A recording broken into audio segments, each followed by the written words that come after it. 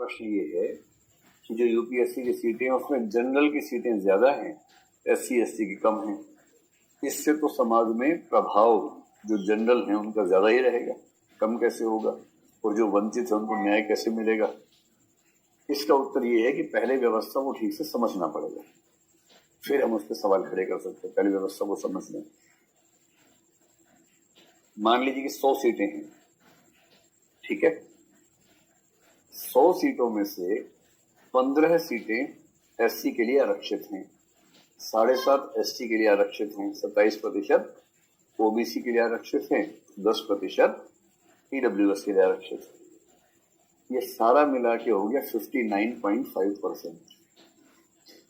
जो बाकी बचा 40.5% वो किसी जाति विशेष के लिए नहीं है, वो जनरल कैटेगरी की सीटें नहीं है, वो अनरिजर्व सीटें हैं। जनरल कैटेगरी नाम की कोई कैटेगरी नहीं होती है, अनरिजर्व यानी ओपन कंपटीशन की। और ओपन कंपटीशन का मतलब क्या होता है, ठीक से समझना है। कोई बच्चा एससी कैटेगरी में है और उसने बिना एससी कैटेगरी का फायदा उठाए आईएएस बन गया, तो वो एससी से निकल के अनरिजर्व में आ गया, वो अनरिजर्व हो जाएगा।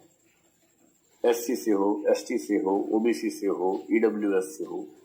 यदि कोई बच्चा उसमें से अपने बलबूते प्रीलिम्स मेंस इंटरव्यू निकाल लेगा तो वो जनरल में कन्वर्ट हो जाएगा।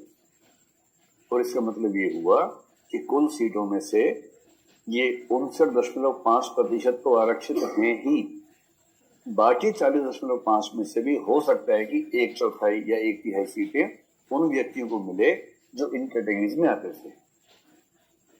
तो मोटा मोटा अनुपात ये है कि 60% तो आरक्षित है ही, उनके लिए जो अपने अंकों से जनरल में फाइट नहीं दे पाए, और इन कैटेगरीज में से जो अपने प्रतिभा के बल पर जनरल में आ जाते हैं वो जनरल ट्रीट हो जाते हैं।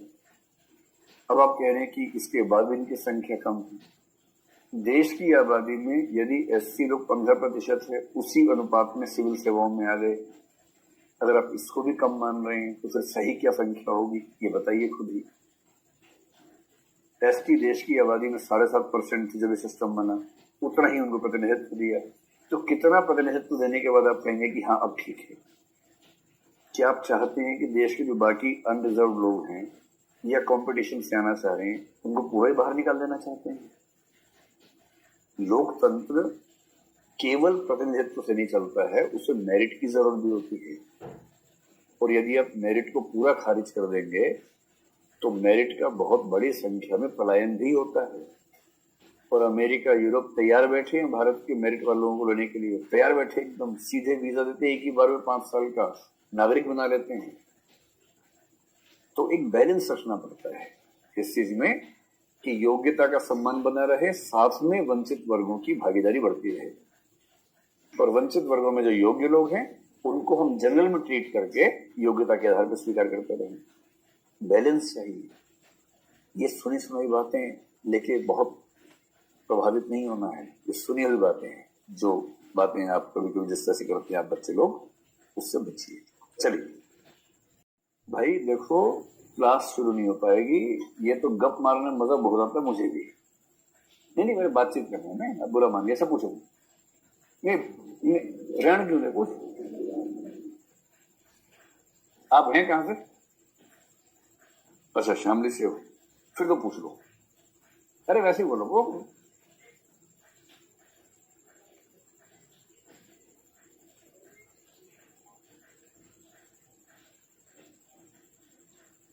ये कह रहे हैं कि अगर हम इन कैटेगरीज के जो बच्चे ज्यादा अच्छे नंबर लाते हैं उनको जनरल में काउंट ना करें तो उससे क्या फायदे क्या नुकसान होंगे। हम एक बहुत खतरनाक स्थिति की तरफ बढ़ने की बात कर रहे हैं। इसका मतलब ये होगा आपने इन सबको तो आरक्षण दिया, इसका मतलब अगर आप कहते हैं कि इस वर्ग के लोग इसी में सिलेक्ट हो सकते हैं, तो दरअसल आप ये कह रहे हैं कि 52% ओबीसी अधिकतम 27% स्थानों पे आ सकते हैं। और देश में जो लोग एससी एसटी ओबीसी ईडब्ल्यूएस नहीं है, मेरे ख्याल से उनकी संख्या 23% से ऊपर किसी हाल में नहीं है। अच्छा ईडब्ल्यूएस तो मैंने काउंट नहीं किया था, वो छोड़ के 23% बच रहा था। अगर मैं ईडब्ल्यूएस को 10 ही मान लूं, हालांकि ईडब्ल्यूएस तो बहुत ज्यादा होगा, तो मान लीजिए इसको 13% मान लें, और आप ये कहना चाह रहे हैं कि 13% लोग जो पिछड़े हुए नहीं हैं उन्हें 40% आरक्षण मिलना चाहिए, आप ये कह रहे हैं, और आप समझ नहीं रहे कि आप क्या कह रहे हैं। इसी दृश्य को देखकर ईसा मसीह ने कहा था, हे भगवान इन्हें माफ कर दो, इनको नहीं पता ये क्या कह रहे हैं। ऐसा ही दृश्य था उनके सामने भी, ऐसा ही दृश्य देख के बोला था। आरक्षण पर मैं पहले जब संविधान पढ़ाया करता था, करीब 20 घंटे क्लास होती थी आरक्षण पे, क्योंकि जिज्ञासाएं बच्चों की ज्यादा होती है, तो उसमें जितने ऐसे मसले हैं सब विस्तार में समझते थे। फिर मेरा मन हुआ कि मैं एक सीरीज बनाऊं यूट्यूब पे, एक बनाया, उसके बाद से मुझे टाइम ही नहीं मिल रहा टाइम का क्या करें। चलिए शुरू करें आगे।